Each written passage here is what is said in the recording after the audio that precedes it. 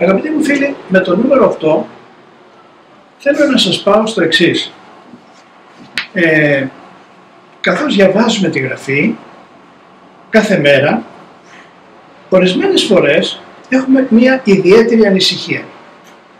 Έχουμε μια ιδιαίτερη φοβία. Έχουμε κάποια ιδιαίτερα συναισθήματα. Συνέβη κάτι στην οικογένειά μας. Χτύπησε το παιδί μας, χτύπησε ο άντρας μας, έγινε ένα ατύχημα, δυστύχημα, συνέβη κάτι.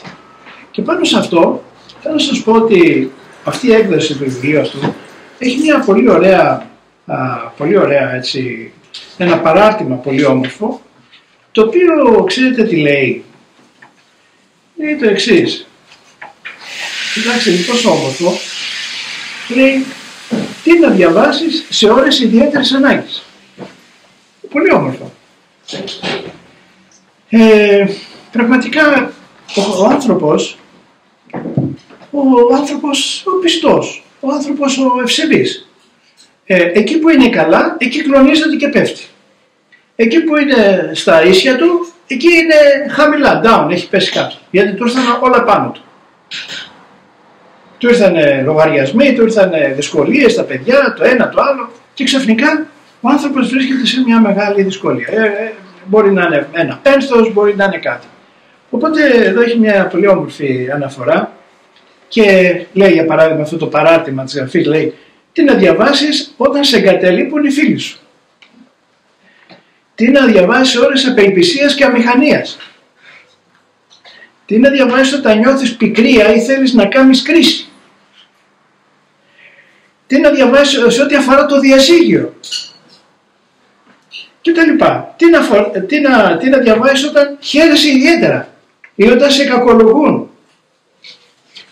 Κοιτάξτε πόσα ωραία ψυχολογικά ζητήματα έχει, στο οποίο τι να διαβάσεις όταν νιώθεις απογοήτευση ή όταν πρέπει να βάλεις προτεραιότητες στη ζωή σου. Και πράγματι, αγαπητοί μου φίλοι, θα πρέπει να δούμε το Λόγο του Θεού ότι είναι ένας θησαυρός, ένας μεγάλος θησαυρός, που ο άνθρωπος σταδιακά, καθώς μελετάει επί σειρά ετών, αποκτάει μέσα του τη σοφία του Θεού και τη σύνεση.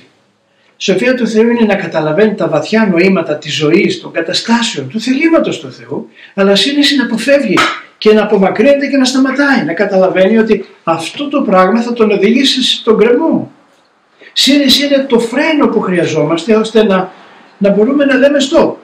Ναι, θα πιω κρασί, θα κάνω κάτι, αλλά το μέτρο, ποιο είναι το μέτρο, εδώ είναι το θέμα. Δηλαδή θα πιω κρασί μέχρι να μεθύσω, θα οδηγήσω με 160 χιλιόμετρα την ώρα, θα κάνω κάτι στο τέρμα, όχι, θα κάνω κάτι το οποίο θα είναι στο μέτρο. Και αυτό το μέτρο, αγαπητοί φίλοι, μας το διαμορφώνει μέσα μας ο Λόγος του Θεού, διαβάζοντας και μελετώντας κάθε φορά το Λόγο του Θεού. Πάνω σε αυτό θέλω να σας πω ότι η μελέτη της Γραφής είναι μία πνευματική τροφή με την εξής λογική. Όπως μπροστά αν σου φέρουν ένα μουσακά και όλα τα άλλα τα συμπληρωματικά, τρως μέχρι να χορτάσεις. Δηλαδή θα πας μια μερίδα μουσακά, άντε να φας δύο και σταματάς. Δεν μπορεί να φας τρίτη. Το ίδιο είναι και η πνευματική τροφή. Όταν καθίσουμε κάτω και ανοίξουμε τη Γραφή και διαβάζουμε μέχρι να χορτάσουμε. Μετά κλείνουμε τη Γραφή και λέμε γεια σας, φεύγω. Αυτό είναι το νόημα της μελέτης των Γραφών. Τρέφεται η ψυχή μου μέχρι να χορτάσει.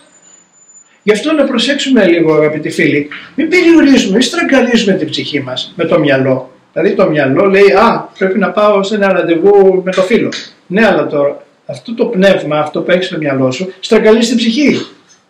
Γι' αυτό πρέπει να ξεκινάμε νωρίς, να έχουμε χρόνο, να σηκωνόμαστε το πρωί, να διαβάσουμε, να προσευχηθούμε, να ζητήσουμε το έλεος του Θεού και μετά θα αγοράσουμε όλα μέσα στην ημέρα. Και με αυτό, αγαπητοί φίλοι, κλείνουμε και το στάδιο 8.